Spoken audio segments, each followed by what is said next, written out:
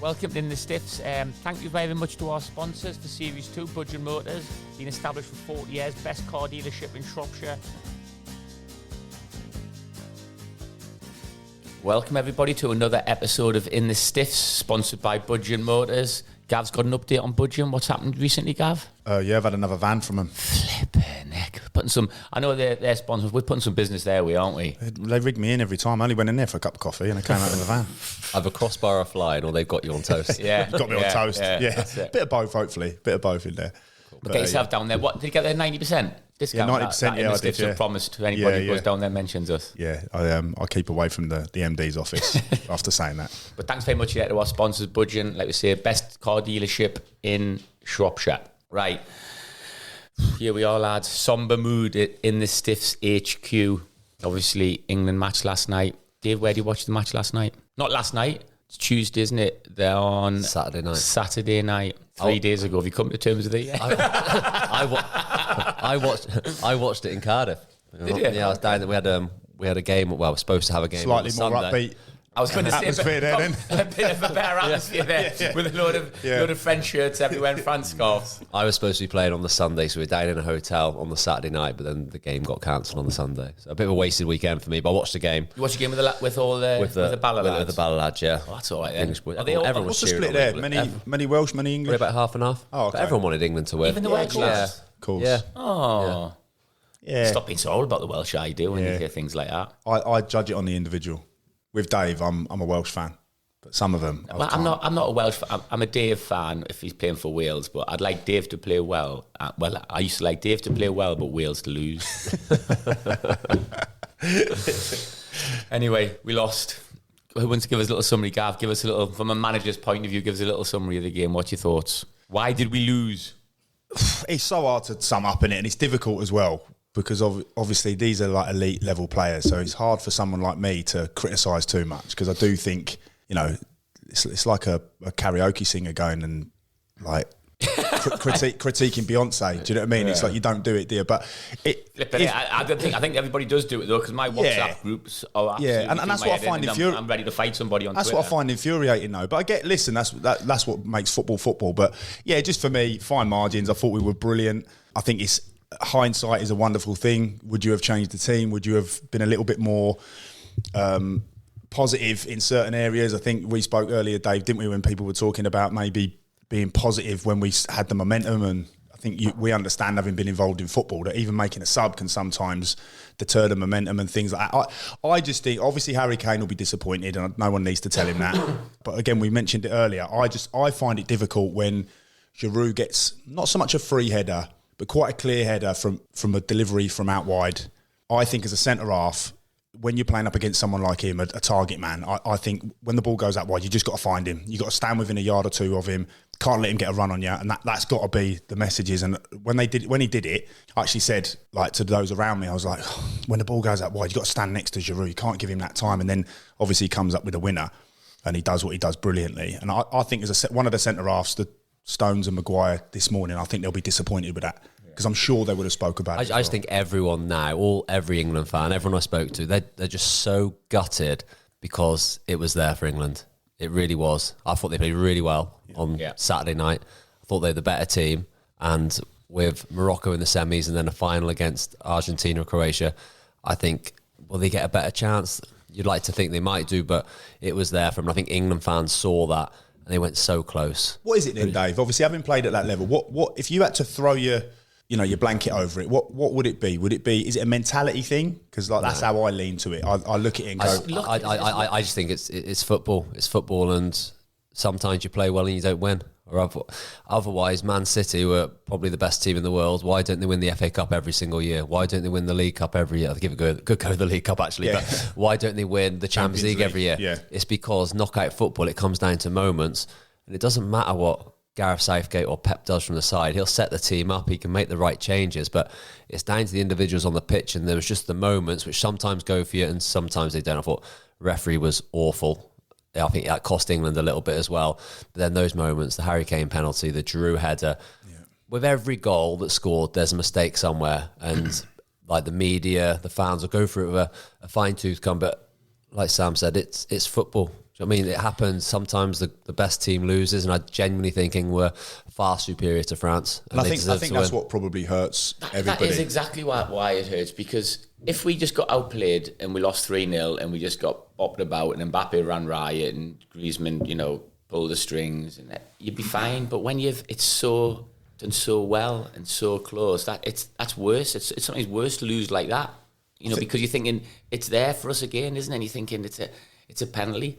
I had somebody, I was just saying it to Dave before, somebody saying Harry Kane. I mean, hindsight's amazing, isn't it? We've got some fantastic managers on Twitter. Yeah. But, the best. Yeah, brilliant. Like, this is what you should do. I'm looking at his profile, and he's just some nice. When did you win the Champions League then? Some 18 stone builder. I was like, oh, okay then. But yeah, Harry Kane shouldn't have taken the second penalty. Of course, you should take the second penalty. It's Harry Kane, because he was playing against Lloris as well, obviously his teammate. Someone else should have taken it, but the one person you'd have put your life on Harry Kane scoring that. There's no one in the lead up to that penalty. I don't think there's anyone I know that would have made that comment.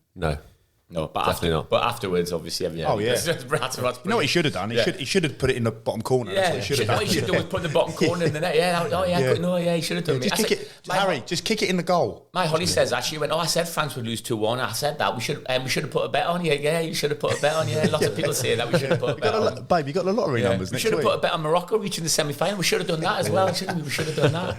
I think that's it, isn't it? I think because I heard Gary Neville today say that in the brilliant what Gary Neville said after the game. I thought he was brilliant. Yeah, it was class. And the players need that, don't they? They need someone who's like an ex-peer, someone who knows the game inside, been there, seen it, and done it. Intelligent. Yeah, to come out and say that. But he mentioned, and he said in all of the tournaments that he'd played in prior, European Championships, World Cups, he'd never seen a more dominant or convincing England team. He said they were hanging in games, weren't they? They were hoping for penalties. They were hoping for penalties. They were hoping for, like you say, get something against the run of play. And what that team did on Saturday night was dominate, really, didn't they? Certainly second half, I thought possession was dominated.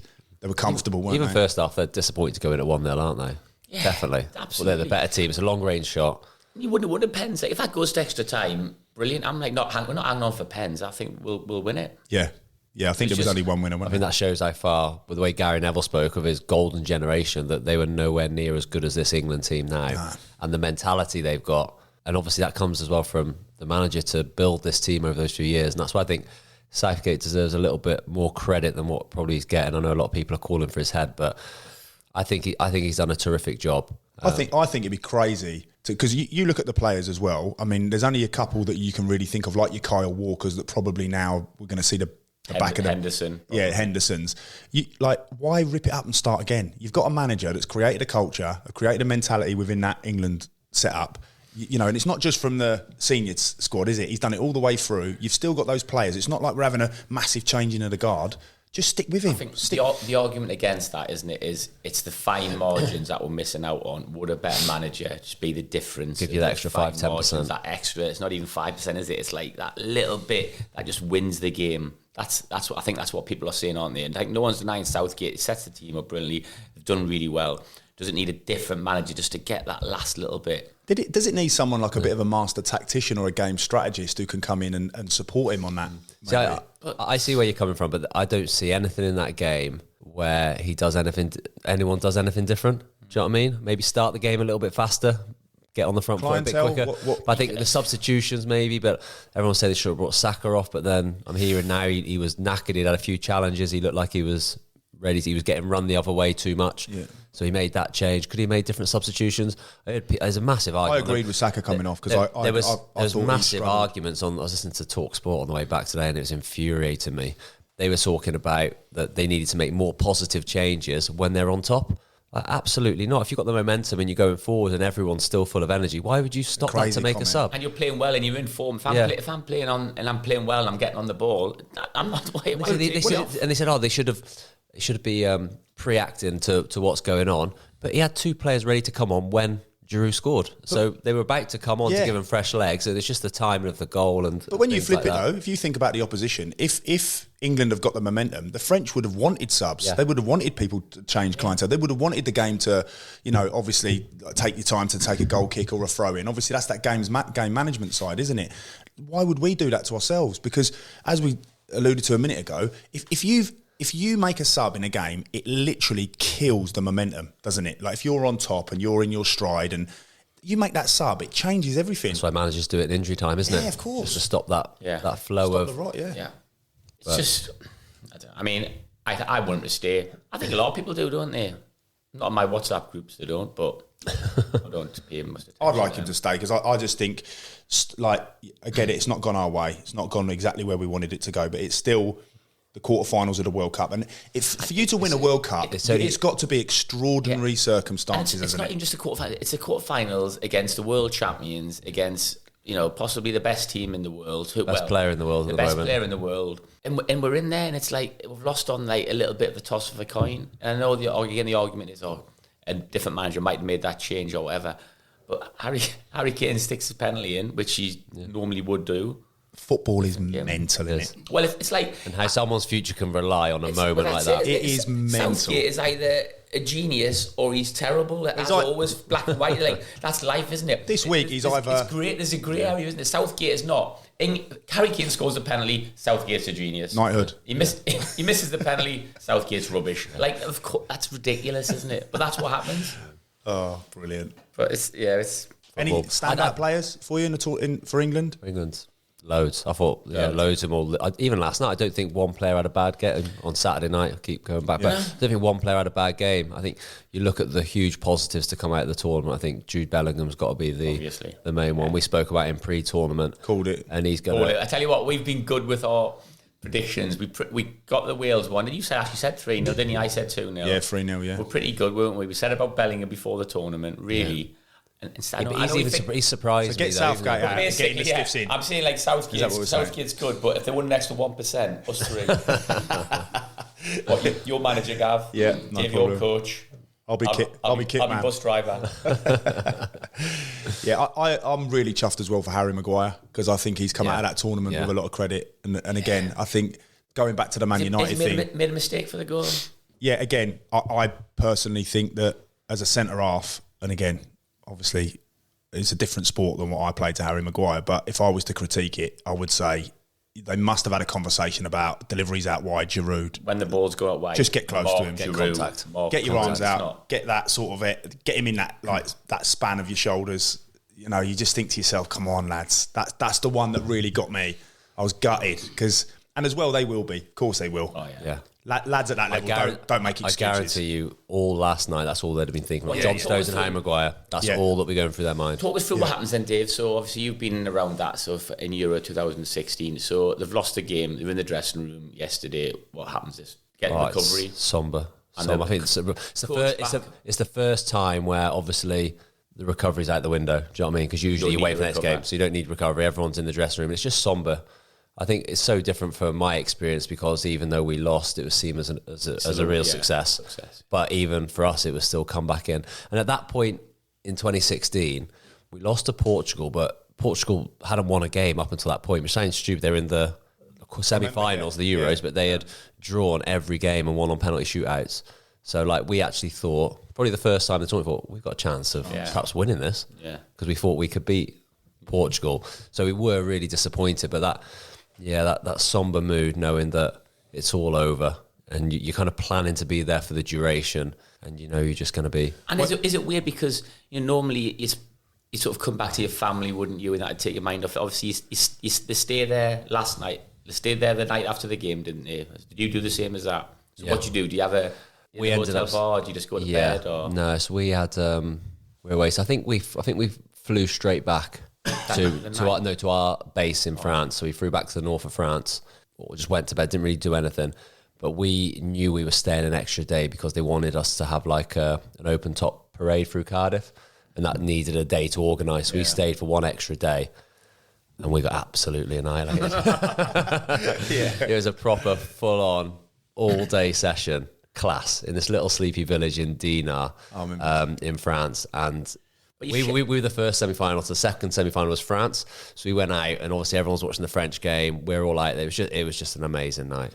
But obviously England's completely... I imagine they've gone straight back the day after. That's what, they went back the following day. So they fly back, and then I think that what's different for these now is obviously it's mid-season, so they've got to quickly refocus. And there's like look at Jordan Pickford, he's got to get his head around. He's going into a relegation battle sort of with Everton, isn't he? He's got to quickly change his focus. I imagine they'll have 5 days a week before they have to go back to their clubs. With the family for a few days. I think that'll be really important. You need to kind of just get away from football. There's got to be something. It's so intense. It's so intense when you're in that bubble, like ridiculously bad compared to club football where you go home after training, you can switch off. Yeah. When you're there, that is everything. You watch every single game. You're constantly doing analysis. You're doing your training. You're doing your recovery. You're getting rubs, massages. You're constantly with each other, and it's emotionally tough. It's amazing, but it is. You just need that time just to switch off. They've lived and breathed it constantly for 3 weeks. That's why it'll hurt them so much. And then they come away, then they just need a little bit of a relaxation time. Yeah, good 5 days with the family now, and then back with the squads. Yeah, but like I know there's Carabao Cup games, isn't there? Like on the 21st, 22nd, so they'll miss those. Can't imagine. Yeah, but then might be volunteering for that one, would I? Imagine if that phone's like the Carabao Cup. He's like, no offence, Gaffer. Who we got, Gaffer? Burton Albion away. Can I sit that one out, Gaffer? Can I have a little break? But then it goes obviously 26th Boxing Day. They're straight back into Premier League. Premier League. Will they? Wow. You think the lads will watch the semi-final and the final now, or will that be odd? I think they'll watch it in the background. I don't think they'll go out of their way to have it on. I think that'd be hard to watch. The teeth, you're watching France Morocco and you're France go and win like 4 or 5-0 or something. You think? Thinking, should be us. Yeah, but I mean, how well Morocco done? Oh, flying! Yeah. So good. Amazing. A lot of the African team to get to the semi-final. African teams have been really strong this time out, haven't they? Yeah, really good. Do we want Morocco to win it, or do we want France to win it? So we say we lost to the winners. Everyone wants Morocco to win now. The underdog story. I think France are going to win it. Oh, France Argentina final would be amazing. I have everyone now. I'd like Argentina to win it for Messi. I think that'd be top off his career. Yeah, the Argentinians. Just Messi now. I like Messi. I love Ronaldo and Messi. I love them both. I think they're both amazing. What about the rest of the Argentinian squad? Do you like No. I mean, there might be a nice bunch of lads, but they knocked out the Dutch, didn't they? That's why. Oh, yeah, fuming, absolutely fuming. That still hurts. Yeah, the little slum rat with all your little slum rats, aren't they? Fell out with all your countrymen as well. Van Dijk. They weren't very humble with in victory. No, not at all. I don't think the Argentinians are really famed for their sportsmanship, though, are they? I spoke to the lads. They were fuming. Come on, Virgil. It's Gavin van der Cowan. How are you, mate? How are you getting on? On speed dial. Yeah, it's going to be... I just think it must be such a strange feeling to come back and they haven't even got like that break. You've suddenly got your club manager on the phone, like Arteta will bring in Saka going, right, what you need, like when you're back in, we've got whoever we've got coming up. Yeah. It's be hard to get back into it. I know that, and they get paid, so they should do it. Of course, they should be. Yeah, they're human, don't they? Yeah, they've got to get their heads around it, haven't they? It's like in any single career, whatever any profession anyone does, there's always like a pinnacle, a big main event, and the World Cup to every single footballer is the absolute pinnacle. Yeah. So you imagine everything's building up to that moment, and then it kind of falls apart in a disappointing manner, and then straight away you've got to get back to the day job. They show some resilience now, haven't they? They've got to get back to their squads, got to try and get their heads around like winning leagues and staying in leagues. How will Harry Kane be received at grounds for the rest of the season? Oh, he'll be fine. I'm sure he would. I hope everybody gives him a clap. Yeah, I would. He equalled the record, didn't he, as well? I know that penalty was to take him in front of Rooney, but I would like to think that people would understand that he's been maybe not Arsenal fans, maybe. Yeah, but you know what? A lot of people are like that, aren't they? Unfortunately, I absolutely agree. But there's a lot of morons. I just don't get morons in the morons world, is the right word. I don't get the mentality of running people you only have down. to look at last time when they lost penalties and all the racist abuse online because they missed a penalty. It's to be the same again, isn't it? I think I think it'd be fine. I think when it's penalties, and I say when those boys then played the following season, they were getting applauded. I think penalties a bit different when Beckham got sent off. He's kind of let his country down in that moment, hasn't he? And he got a lot. Yeah, he shouldn't get that. He shouldn't get that sort of stick. Even with the boys last time around, it was a very, very small percentage of people who were firing stick at them. Like you say, when they went to grounds, they were clapped. People rallied round. Everybody had them on their Facebook profile picture. And I'll tell you what, it takes some balls to stand in that penalty spot in the biggest game of his career. Once put it in, and then say, "Yeah, I'll have it again," and go. Do you know what I mean? I can't emphasize how incredibly brave, not brave because he knows he backs himself to it, but any other person to go through that would be a whirlwind of emotions. Has the pressure affected Harry Kane then? Definitely. Also have. Because how many times have you done that? Like, he'll go back to training with Hugo Reece will go, you probably took 1 million penalties. I've never seen you do that. Yeah. I've never seen you just blaze it over the bar like that. I mean, his finishing and his technique is like you wouldn't want anyone else to take it. This whole we shouldn't have let him take the second penalty. What a load of bollocks that is. You're never going to do that, are you? Who's going to take it? Like, I'd be like that, Harry. Like, seriously, mate, you are the man for this. Like, no problem. Just caught it, just got underneath it. Have you lads ever taken a penalty, like either in a game or in a shootout? Yeah. It's like an out-of-body experience, isn't it? Yeah. Even if it doesn't matter how big the game is, how small the game is, when you put that ball on the spot and you stand at the end, goal kind of shrinks in front of you. Your legs don't feel like they're your own. And then you just got to kind of trust the process. I've wanted to take one, but the lads didn't let me. When we were the champions, Sam. When we were at the final in the playoffs and all that, who's up for penalties? I was like, I'll have one, Gaffer. Anyone? Who's up for Gaffer? Doing I'll have star one. jumps in front of him. Gaffer, I'll have one. Right, Sam. Scott, how are you're 10? Sam, you're 11. I remember I took one in the semi-final of the FA Trophy, and when I was walking up, did you score? Of course, I scored. Lefties are the besties, aren't they? But as I was walking up, flicked it up and headed it in the bottom corner. But as I was walking up, I could sense that the opposition were buzzing. So obviously they've just gone centre half. So as I was walking up, they're all going, "Oh, brilliant! He's going to miss. He looks like a right donkey." And as I got up, slotted it in. Gestured to him like thumbs up. We've seen a few shootouts, haven't we, in the World Cup where like pressure moments for their nations. Yeah. And like the Spanish lads all went for that slow run up, didn't they? Waiting for the keeper to move. I don't know how they do it, mate. I don't. That's the bit I don't know. Like for me, that's almost like you're being negligent there. I'm like, just take it properly.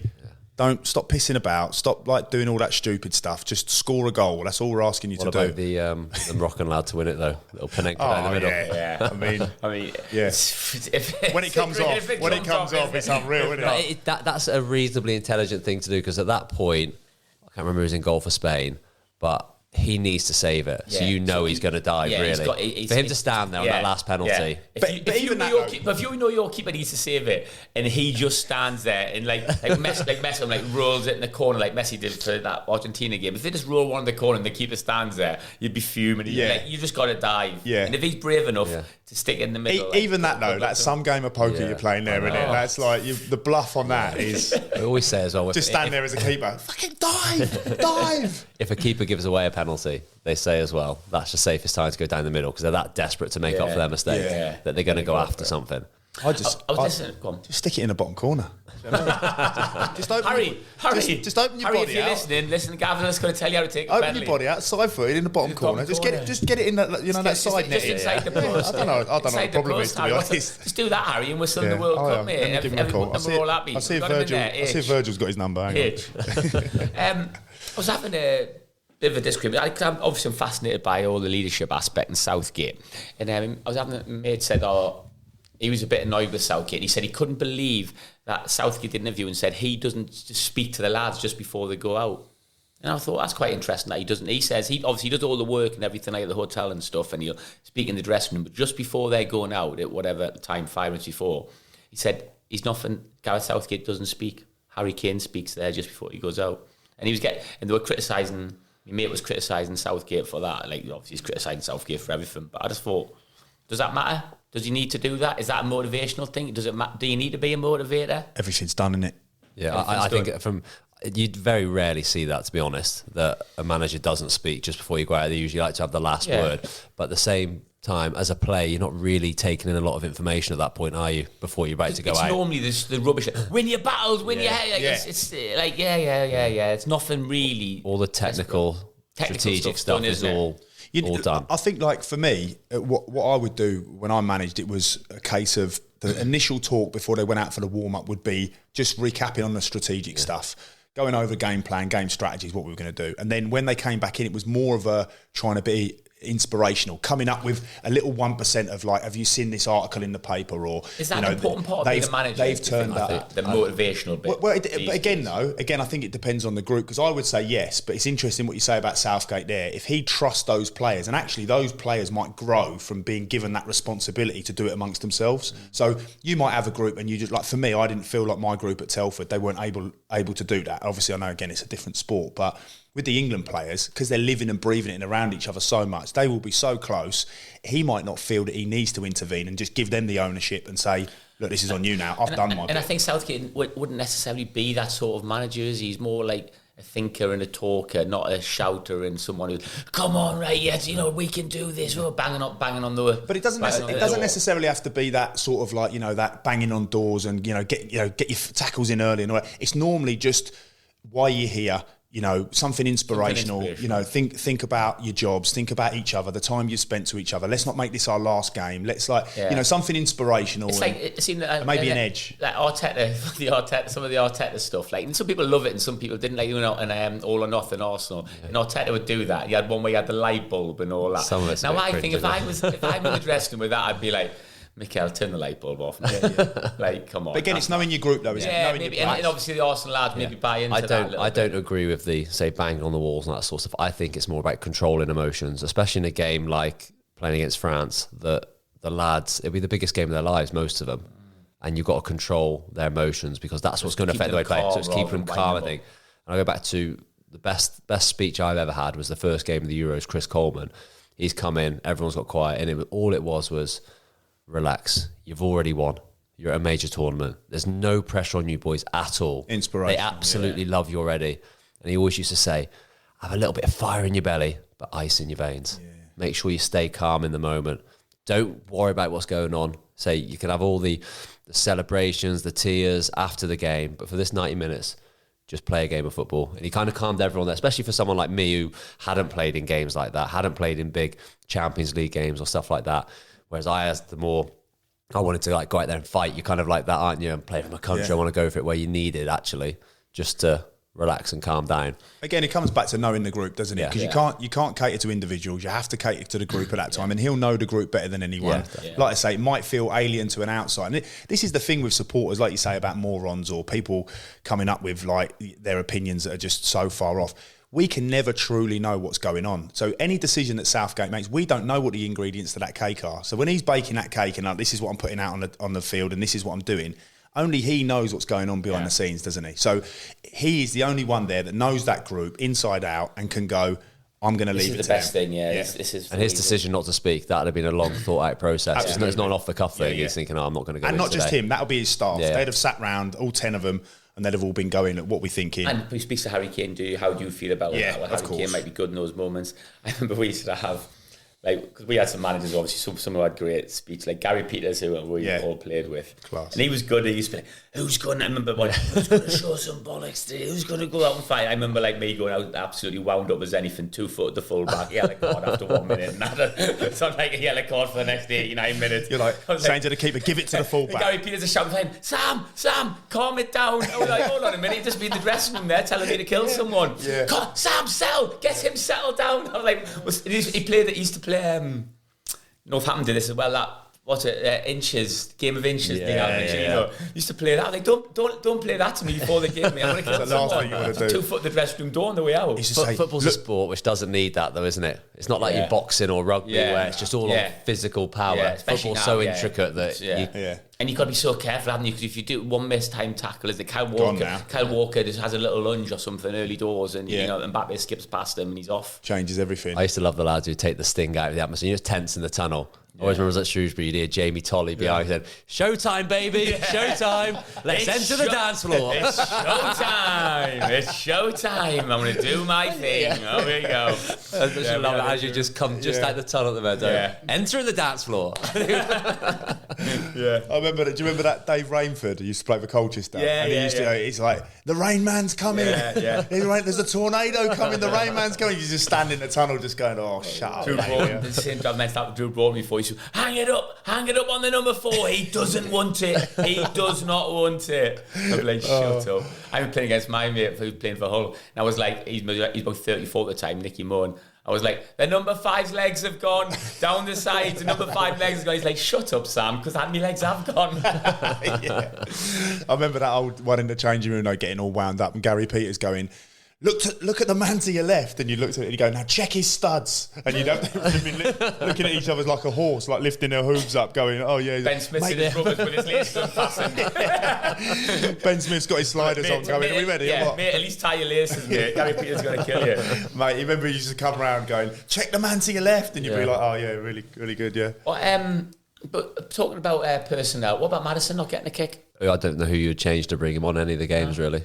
That was one of the ones. I mean, everybody, I said my mates was, why didn't Trippier play? I'm like, why is Trippier? I'm obviously you don't want Trippier to play anyway, Gaff, you don't like him, but like, it's all really little, isn't it? What can you do different to saying, be more positive and play like, I don't know, like a Maddison or Foden or something in that? But you wouldn't match up anyone against Mbappe though, other than Kyle Walker. No. So like for me, I actually thought Trippier. Which game did he play in? Was it the first one?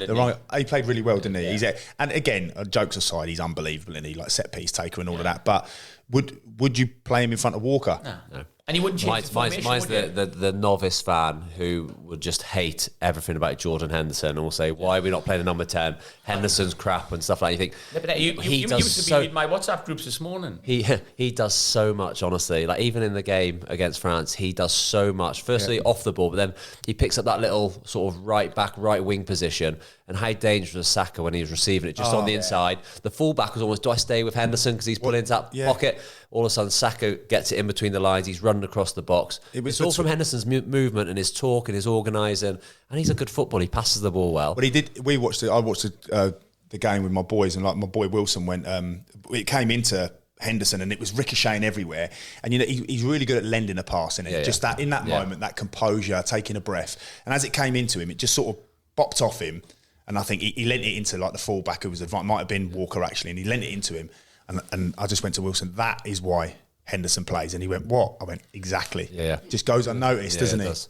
Those little details, it's all kicking off in the middle there, and it comes into him, he goes, bop, it's out there, and everybody's just like, breathe again, right, get your shape. Yeah. He's such an intelligent player, but because he doesn't control it like Foden and go past people like Foden, or doesn't whip in free kicks like Maddison, then it just, it goes unnoticed, where he was pivotal. When he came into the team, he was brilliant. Yeah, very good. And he stayed in the team, and Southgate recognised that.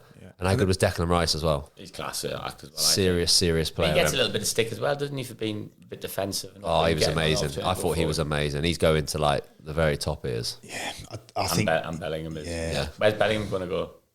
Newcastle. I'd like. They are two of the best midfielders in the world. At this moment in time, they're two of the best midfielders in the world. The QPR deal's done with Bellingham. It's over the line. He can go wherever he wants, can't he? I think, wherever he wants. I'd like to see him go Liverpool, mate. No. He's an absolute class act. Even when he's speaking there, I watched a little bit about his family and everything. Obviously, he's got a brilliant family. He speaks brilliant. He's 19. The way he conducted himself, anyway. Even when the pictures, which was saying the pictures of him when they're leaving the hotel, and he's just signing the autographs. Such a nice lad. He went up to Harry Kane, didn't he? He's 19. He went up to Harry Kane. He's consoling him. He's up speaking to Jordan Henderson. Like, he's a 19-year-old kid. Get a chance to listen to his interview on ITV after the game as well. The way he spoke. Yeah, so mature. If it wasn't a footballer, he'd be a success in whatever he does, wouldn't he? He's brilliant. He's a class act. And like Phil Foden, on the other hand, he wasn't playing football. I don't know what he'd be up to.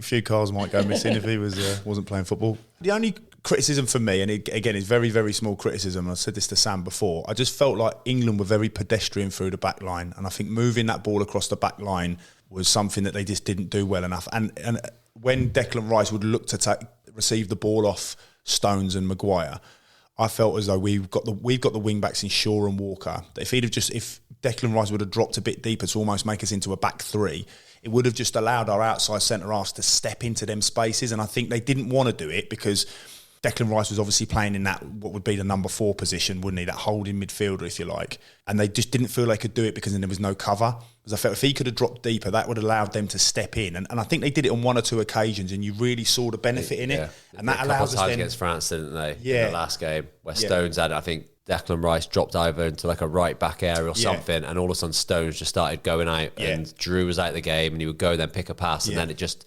opens things up, doesn't it? If he's either in that false fullback position or dropping into the centre of what would look like a 3, then doesn't we become almost then like a 3-4-3, and then the like you say, the wingers then can roll in. You can play through lines. I just didn't think we did that well enough. But again, this is coming from me, and obviously they know themselves about how they want to play. But I just felt as though we were quite, pedestrian, and we weren't forward thinking. And I think that's what comes from. I don't think the average fan understands where they're thought of, we're not positive enough. But I think that's where it stems from, because they can see Stones going to Maguire to Stones to Maguire. Southgate wouldn't play like that, doesn't he? But it must come from him, absolutely. But again, I just think that is the catalyst for the average supporter to say, I just didn't think we were positive enough. I think it's because they see that pedestrian sort of approach through the back line, and because nowhere else are we boring or not positive.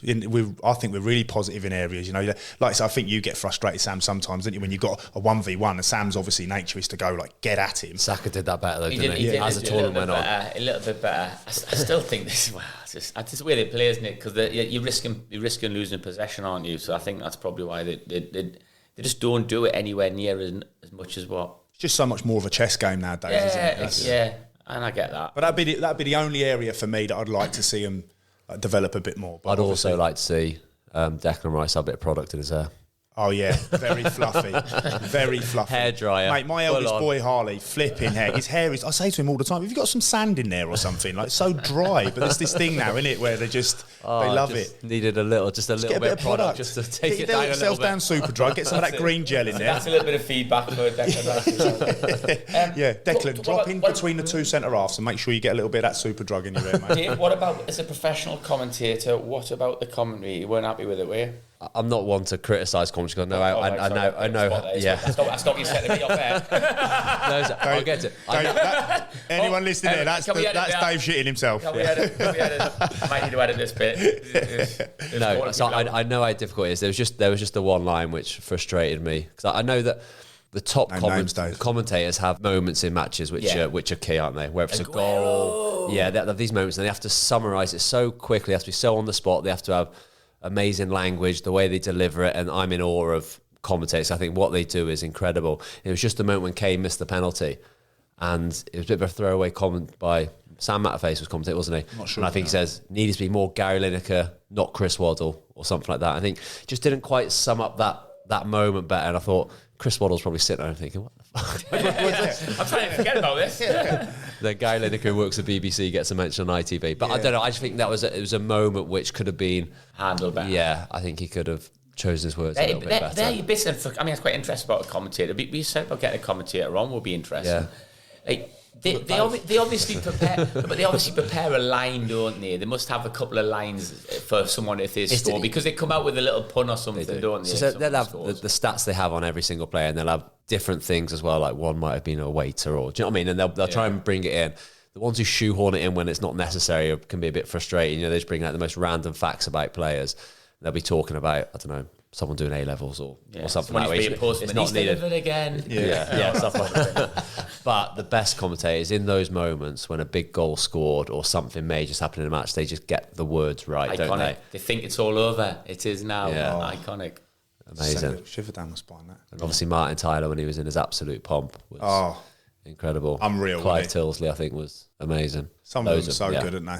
Yeah. Deserve a lot of credit. It's a tough job, innit? And you say the best thing is, you as a commentator, they know they're doing a good job if they kind of don't realise they're there. Do you know what I mean? They're just adding to the pictures. It's not like it's their show and you're consciously listening to them. They're just adding to what you're already watching. Yeah. And they have to be subtle with it, but it's so important, and it does affect your viewing, doesn't it, when it's... Yeah. Well, it's been really good actually for me to watch you, Dave, and how you prep, and obviously I see you at the Wolves game recently and you were in the gantry, and it's not all glam, is it, when you had that massive coat on and you come down to see me while I was having a little bit of a coffee and a pie, and he's like going, I better get up there, mate. And I'm going, mate, you didn't have to come down and see all the family. It was brilliant. Everyone was like loving Dave, and we were getting all of the glory from it. And I thought Dave would come down to see you, just come down to get warm, wouldn't you?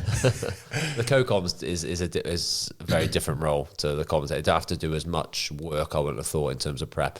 It's more about using your own knowledge of what the game's like. But yeah, the main commentator is like the amount of work they have in front of them. We'll have to get a commentator on. Yeah, absolutely. It's fascinating. If you're commentating on Morocco, whoever, isn't it? Obviously, you don't know those players, do you? They'll be doing like a week's prep in the lead up to that, definitely. Especially a big game, and if it's a World Cup game, but you're doing learn all about that. You're doing Morocco, pronouncing some of them names and all of that. El Haj Mach. Some brilliant names, aren't they? Number 8. Yeah, he's the number 8. It's the one where you get, the Moroccan right back's done so well there.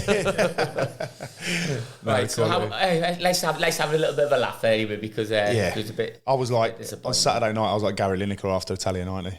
Like, after that semi-final prop, I was in bits. Couldn't talk to anyone. Kids fuming. Just gutted for Good for the kids as well. Good for the kids. Like I watched it with all the kids who were in the pub. And like Hector said, when we scored, Hector's like, it was pure limbs when we scored, Dad. Pure limbs, that's what they say. It was pure limbs. But then Wilson cried. He won't mind me saying that on air. He didn't cry, but they were sad. Wilson did the whole, that cry. He was crying with his hands over, and then he'd look through his fingers to see if anyone was looking at him. I'm not crying. I've just got something in my eye. Yeah. All right then. Like, you all right, son? He's like, yeah, it's really disappointed. It is disappointing, isn't it? But it's been a good tournament, hasn't it? But I bawled my eyes out Italia 90. Oh, mate, Tony, but we're going to do a World Cup special. I was gone. I'll have to do Italian 90s. Ridiculous. That's my first football memory. That's the greatest one of all time. No. I vaguely remember Mexico 86, but Italian 90 for me. I think it's because it's first memories, isn't it? It sticks in you. But even then, it was everything. I put Ness and Dormer on in the car. Yeah, I put Ness and Dormer on in the car with the kids and belt it out. Obviously, know all the words. I don't know what they mean, but I know all the words. I'll sing it at a live event, and and the kids are just like, flipping, here we go again, and I like sing the whole lot. I love it. Proper tear up and everything. Right, England's best player then. Who's it been? Pick one, Dave. Tough one. Can we have a top three? Can we not say best player? No, just best. Just own it. Best. I'm going to go Declan Rice. I was going to say Declan Rice. Hey? Yeah.